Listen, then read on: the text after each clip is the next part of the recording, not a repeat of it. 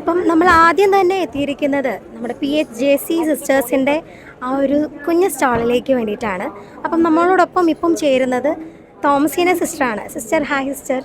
അപ്പം എന്താണ് നമ്മുടെ ഈ ഒരു സംഘടന അല്ലെങ്കിൽ ആ ഒരു സിസ്റ്റേഴ്സിൻ്റെ ആ ഒരു കൂട്ടായ്മ വഴിയായി, മിഷൻ പ്രവർത്തനങ്ങൾ വഴിയായി നമ്മൾ ഉദ്ദേശിക്കുന്ന കാര്യങ്ങളൊക്കെ? ഞങ്ങളുടെ സഭ എന്ന് പറയുമ്പോൾ poor handmaids of Jesus Christ congregation. It started in 1851, August 15th in Germany. So we are German congregation. Then 1970 we came to India.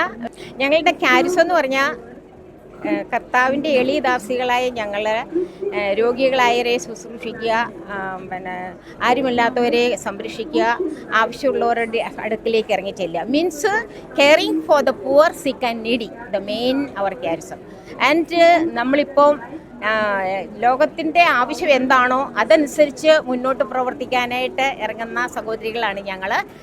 ഇപ്പം ഞങ്ങൾക്ക് ഒത്തിരി സന്തോഷമുണ്ട് എല്ലാ ആളുകളുടെ അടുക്കിലേക്കും ഇറങ്ങി ചെല്ലുവാനും അവർക്ക് ആദരസേവനം ചെയ്യുവാനും വിദ്യാഭ്യാസം കൊടുക്കുവാനും പിന്നെ ആദര സേവനങ്ങൾ ചെയ്യുവാനും വൃദ്ധരായിരിക്കുന്ന അനാഥരായിരിക്കുന്നവരെ നമ്മൾ കൂട്ടിപ്പിടിച്ച് അവരെ ശുശ്രൂഷിക്കുക. പിന്നെ അംഗവൈകല്യമുള്ള മക്കളെ, മെൻ്റലി റിട്ടയർഡ്, മെൻ്റലി ചലഞ്ച്ഡ് കുട്ടികളെ നോക്കുന്ന സെൻറ്റർ. അത് അങ്ങനെ സമയത്തിൻ്റെ ആവശ്യമനുസരിച്ച് മിനിസ്റ്റർ ചെയ്യാനായിട്ട് ഒരുങ്ങുന്ന സഹോദരികളാണ് ഞങ്ങൾ, കർത്താവിൻ്റെ എളിയദാസികളായി ഞങ്ങൾ.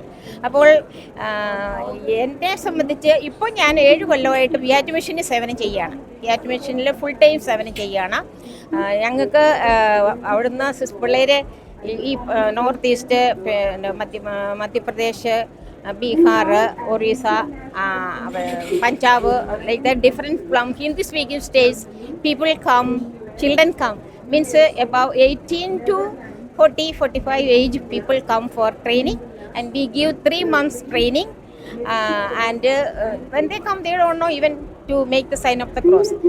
പക്ഷെ അവരെ കൊണ്ടുവന്ന് നമ്മൾ കുരിശുവരെ തൊട്ട് പഠിപ്പിച്ച്, പ്രാർത്ഥനയുടെ എല്ലാം പഠിപ്പിച്ച്, വചനം പഠിപ്പിച്ച്, ബൈബിൾ എന്താണെന്ന് കാണാത്ത പിള്ളേരാണ്, അറിയത്ത് പോലും ഇല്ലാത്ത അവരെ പഠിപ്പിച്ച് അവർ വചനം പ്രഘോഷിക്കാനായിട്ട് റെഡിയാക്കി അവരെ അവരുടെ നാട്ടിലേക്ക് തിരിച്ചു വിടും. അത് വലിയൊരു ഏറ്റവും സന്തോഷം നിറഞ്ഞ ഒരു ജോലിയാണ് എന്നെ സംബന്ധിച്ചും. കാരണം ഈശോയ്ക്ക് വേണ്ടി ഈശോയുടെ മക്കളെ ഈശോയെ അറിയിച്ചിട്ട് അവർ ഈശോയെ അറിഞ്ഞിട്ട് അവരവരുടെ രാജ്യത്ത് പോയി ഈശോയെ മറ്റുള്ളവർക്ക് വെളിപ്പെടുത്തി കൊടുക്കുക. അത് ഏറ്റവും സന്തോഷം നിറഞ്ഞ ഒരു മിനിസ്ട്രിയാണ് എന്നെ സംബന്ധിച്ചും.